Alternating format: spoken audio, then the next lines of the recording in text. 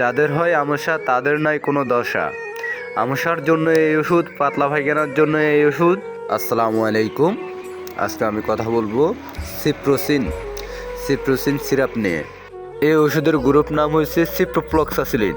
মূলত এই ওষুধটি তৈরি করেছে অনেক ধরনের রোগের জন্য। এই অ্যান্টিবায়োটিকটি যে কোনো জীবাণুর বিরুদ্ধে কাজ করবে।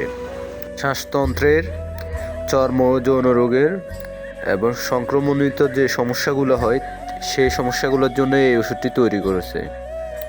এই ওষুধটি তৈরি করেছে স্কয়ার কোম্পানি লিমিটেড।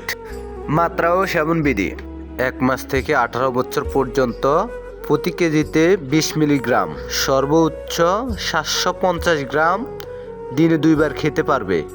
এর বাইরে খাওয়া যাবে না।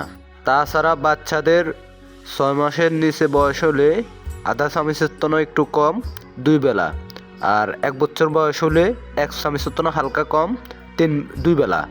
3 বেলা খাওয়া যাবে না, এটা 2 বেলায় খেতে হবে। সাবধানতা: যাদের খিঁচুনি রোগ আছে এমনকি সিজারের রোগী দ্বারা তাদের জন্য এই ওষুধটি সাবধানতার সাথে দেওয়া হবে।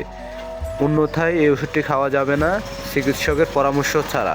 রোগীদের জন্য সিপ্রোফ্লক্সাসিলিন আহারের পূর্বে বা পরে খাইলে কোনো সমস্যা নাই। প্রচুর পরিমাণ পানি খাইতে হবে।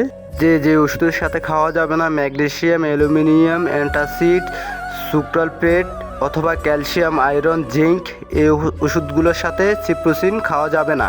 খেতে হলে 2 ঘন্টা পর খেতে হবে। দুধ বা দধি এর সাথে সিপ্রোফ্লক্সাসিলিন ওষুধ খাওয়া যাবে না। খাবারের 2 ঘন্টা পরে এই ওষুধটি খাওয়া যাবে। গর্ভ অবস্থায় বা প্রসবকালে সিপ্রোফ্লক্সাসিলিন ব্যবহার করা যাবে না। সিপ্রোফ্লক্সাসিলিন ট্যাবলেট আকারে হয় 500 mg, 250 mg, সিরাপ আকারে হয় 250 mg। ওষুধটির দাম 100 টাকা। আসসালামু আলাইকুম। সবাই আমার এই চ্যানেলটি সাবস্ক্রাইব করে দেবেন প্লিজ।